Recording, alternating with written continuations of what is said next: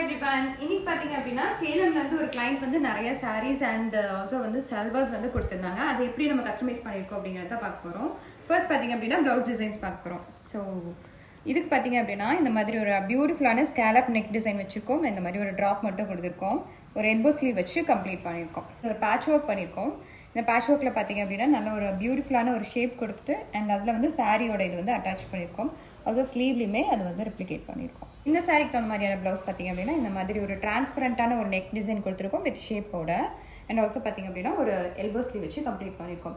Next பார்த்தீங்க அப்படின்னா சல்வாரோட designs தான் பார்க்க போகிறோம். ஒரு பிளெயினான ஒரு சல்வாருக்கு வந்து இந்த மாதிரி ஒரு பாட்லி டிசைன்ஸ் வச்சுட்டு ஒரு பப் ஸ்லீவ் வந்து கொடுத்துருக்கோம். ஏன்னா இந்த மாதிரி ஒரு போட் நெக் வச்சு கொடுத்துருக்கோம். அண்ட் நெக்ஸ்ட் பார்த்தீங்க அப்படின்னா இந்த மாதிரி ஒரு ஸ்கேலப் டிசைன் வந்து கொடுத்துருக்கோம்.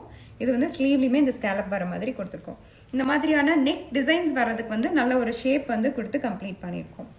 ஒரு காலர் டிசைன் வந்து கொடுத்துருக்கோம் சைனீஸ் காலரில். அண்ட் நெக்ஸ்ட் ஷேப்ஸ் இருக்குது அப்படின்னா இந்த மாதிரியான ஒரு ட்ராப் கொடுத்து கம்ப்ளீட் பண்ணியிருக்கோம். ஸோ இது எல்லாமே பார்த்தீங்க அப்படின்னா ஃபேப்ரிக்ஸ் எல்லாமே கம்ப்ளீட்டாக அவங்களே சென்ட் பண்ணி நம்மளே கஸ்டமைஸ் பண்ணி தர சொல்லியிருந்தாங்க.